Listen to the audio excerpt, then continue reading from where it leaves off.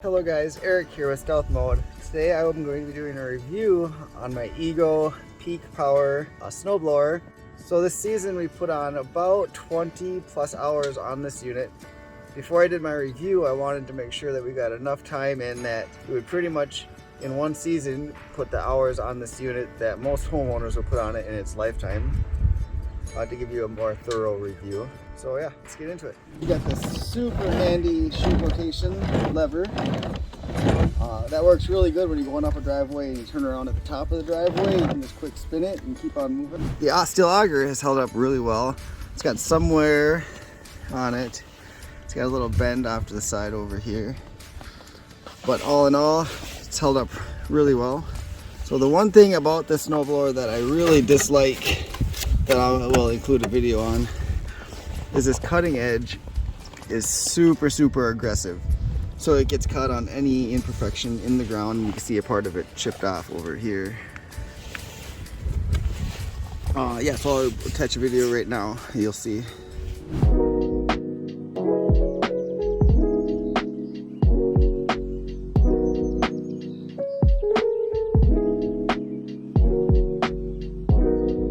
Yeah, so that it would be one main reason why I would not want to use this snowblower, because it is really annoying. If you have a flat open driveway that's nice and smooth, it works really good. But for on the sidewalks where, you know, every 4 feet you have a seam, this thing will hit on every single one of those seams. So yeah, so that is not ideal. One huge benefit of this over gas is how easy it is to use and to start. If it's sitting for a long time, you don't need to worry about bad gas. You don't need to worry about it being cold if it's going to start. All you gotta do is push the button and pull. And it starts every time. Granted, you don't leave your batteries outside in the cold for, you know, a month or a week or whatever. As long as they're charged and you bring them out, it should be good to go. So this snowblower has dual batteries. So in here we have two 10 amp hour batteries. Last quite a long time. We can probably get an hour and a half to 2 hours of use off of these batteries. They are quite expensive though. Each one of these batteries is about $450. So it definitely adds to the cost of the snowblower. This unit compared to a gas equivalent model, the prices with the batteries is pretty similar. Right around $1,200 for the unit with these two batteries in it. Also with the steel auger, the snowblower does not pull you along like the gas versions with the paddle blowers do. So you actually put a lot more effort into pushing the unit along, especially in heavier wet snow.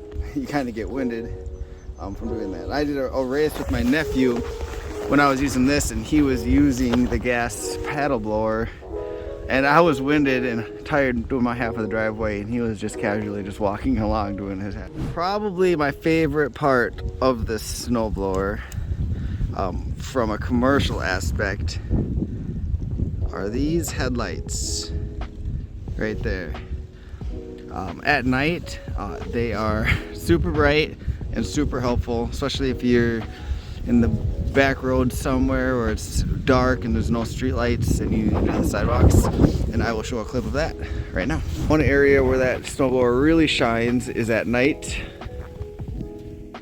As you can see, the lights. In the past, what we had to do is we would park the tractor over here with the lights shining down the sidewalk so they could see. Now, we do not need to.